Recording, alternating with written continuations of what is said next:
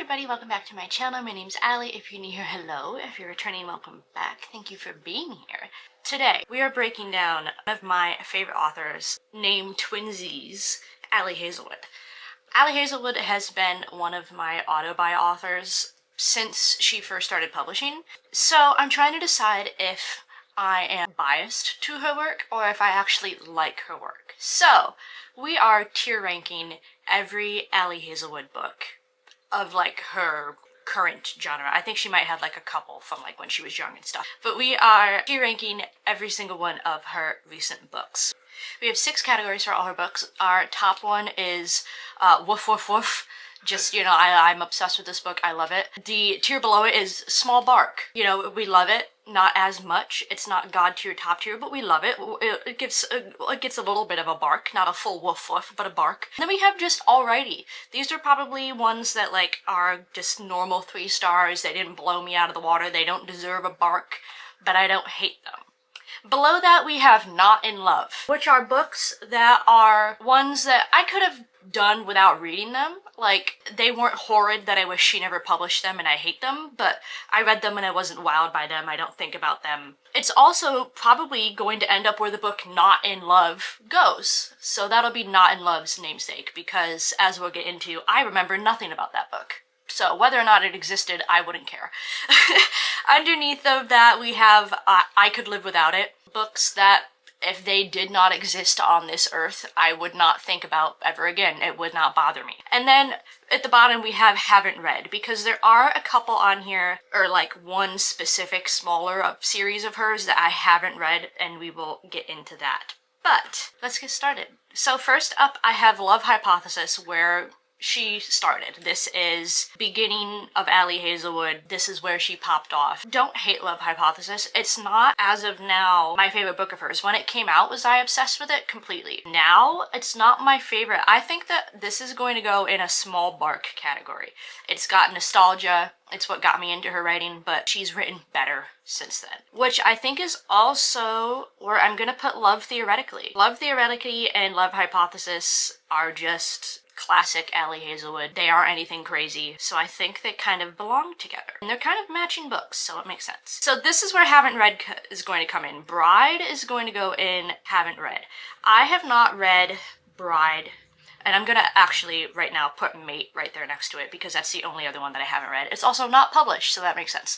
Bride and Mate are her little like fantasy romance series, and I believe they're like werewolf. And I just personally am not a like supernatural girl. I was never like a Twilight girly. I'm not a werewolves and vampires thing. It's not necessarily my jam. So I never read Bride when it came out, because I assumed that I wouldn't like it because it's not my personal style, so I just didn't feel that I needed to read it. But the people that have read it have really enjoyed it. So if you're like me and doesn't really like the paranormal type books, if you read it and you liked it, let me know. Maybe you can convince me to read it. But those are going to go in I Haven't Read, because I'm not going to call them bad when they are just simply not my style. Okay, Love on the Brain. I am going to put that honestly in Not in Love. Love on the Brain to me felt a little cringy when I read it. It was kind of the first time that I read something of Ali Hazelwood's that I was like, oh, didn't love this. I don't hate it. I don't wish that it wasn't published. I think a lot of people felt the same way, where just her main character of that book was just maybe a little overly quirky. Kind of made everything feel weird. But yeah, that's going to Not in Love for me. And I honestly don't remember much about it. All I really remember about that book is that the main character was kind of cringy. Check and Mate. Okay. I personally love Check and Mate down hard. This was her first like YA book. It's the only one that isn't like smutty. I ate this shit down. Check and Mate, for being YA not smutty, is going in Woof Woof Woof Woof. I don't know what she put in Check and Mate for me, but I was obsessed with it. I think about that book constantly, and there was so much discourse online of people not liking it because everybody was used to Ali Hazelwood writing smut, and then she didn't, and people were like, this isn't the Ali Hazelwood I know. I'm like, come on, it's incredible. It's a chess book. You're gonna read sports romance and then not think that like professional chess is a sport? It was so good. I don't know what she put in that book, but it blew everything else she ever wrote for me right out of the water. So Check and Wait, I am obsessed with. I will always be obsessed with that book. You will never change my mind about it. That is my woof woof woof god tier Ali Wood Hazel book. Whoa. Ali Hazelwood book. Now we have Deep End, which I just read pretty recently. It came out a while ago and it wasn't super high up on my list of things to read. I'm gonna put that in a solid alrighty. It wasn't my favorite thing she ever read. Liked it better than Love on the Brain, and it didn't feel like cringed out the way that Love on the Brain did. I didn't hate it. It just wasn't anything crazy to me. I read it and thought it was just kind of like, I liked the swimming aspect of it. I liked that she was kind of branching out from her usual STEM area, so I thought it was a little bit more unique for her, but it wasn't my favorite thing she ever read. I enjoyed it. I didn't hate it. I know there was a lot of people that absolutely hated Deep End and like DNF'd it and will never speak of it again. I didn't feel that strongly about it. I didn't feel that strongly about it in either direction. So it's a solid, it's alright, it's their book for me. Not in Love is going in its namesake category, Not in Love. Do not remember a single thing about this book. I couldn't tell you the characters' names, what the plot of it was, remember nothing. And I feel like that was the reaction of a lot of people. They did not like it. It was not memorable. Genuinely, I'm sitting here, I'm actually going to look it up on Goodreads to remember what this book was about because I genuinely have no idea. It was the most, like, yoga book that I feel like anyone has ever written. Not in Love. What was this one about? This has, Not in Love has a 3.63 overall Goodreads rating, which is like one of her lowest ratings. Rue and Eli, yeah, knowing their name brings nothing to my forefront. Oh, Eli Kilgore, I remember his last name now. Was this the one? No, that was it. Was this the one where she was like fake dating people? Was that this one? I'm thinking this is the one where she was fake dating people, which like the premise of it sounded really cool, but then it just fell really flat. I think that's what this one is. Again, I couldn't tell you, so I didn't love it. Honestly, now that I'm talking about it, I'm gonna demote it one more, and I'm gonna put I Could Live Without It, because even looking it up, remember nothing about it. So if this book ceased existence from the earth, I would not care. Now that I'm like talking it out loud, that is getting moved even one more lower. So Not in Love is going below its namesake, and I Could Live Without It. Okay, so then Ali Wood had her 3 like little novellas that are now being packaged as individual books, but when I read them, they were all in one. I'm going to put those in I Could Live Without Them. I read her little novellas, and they were cute. They were novellas. They were like 200 pages, nothing that deep. They were good for what they were, but they're another thing of like, I don't think about them, couldn't tell you anything about them. Them not existing on the earth anymore would not faze me. Okay, and then we have my most recent Ali Hazelwood read, her most recent release, Problematic Summer Romance. I enjoyed this one. I think that this, I'm gonna put up with Deep End as an already. This was again outside of her like STEM area. This was brother's best friend like age gap romance.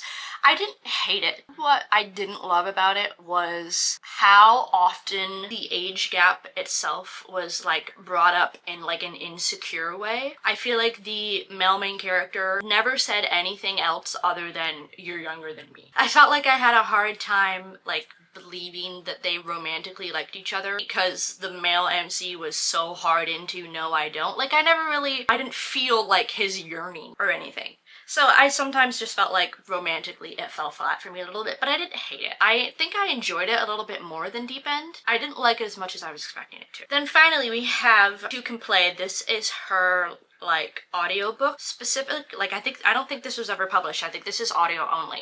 It's like a video game based romance book. So again, it's like outside of her STEM area of it all. I think this is another alrighty. I enjoyed it. I thought it was cute. I thought it was different. But again, it wasn't anything super wow crazy for me. This is 11 Ali Hazelwood books. I only have one in the woof woof woof I love it down crazy category. So what does this say about me and Ali Hazelwood? Let's see, I have 3 in the didn't like it, get rid of it category. And I have 6 in the it was okay enough. 2 I haven't read, so I don't count those. In general, statistically, I like her writing. Am I maybe buying her a little too much for what I'm liking her? Maybe, but I'm still enjoying her writing. I don't know, maybe Ali Hazelwood is a bit of a nostalgia buy because I'm chasing the feeling that Love Hypothesis gave me, but I feel like Check and Mate has righted any wrong that she's ever done for me. I think regardless of how this looks, I love her down bad.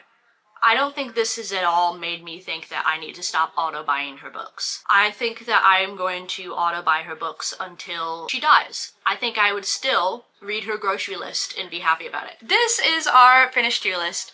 Let me know in the comments, A, if I should read Bride, even though I'm not a paranormal-y vampires, werewolves kind of gal. If you think I would still like it, let me know. And then tell me where you would place these books. What ones do you agree with? Which ones do you not agree with? If you don't agree with Check and Mate, don't tell me. I don't want to hear it. I don't care. That's where it goes. You will never convince me otherwise. Just unsub if you hold that standpoint. Exactly. Check and Mate, that's where it lives now. I don't want to hear anything else. Check and Mate, I barely know him. Anything other than Check and Mate, let me know how you would disagree with me, and I might be able to handle it. Check and Mate, don't touch it. But yeah, regardless of that, I love you.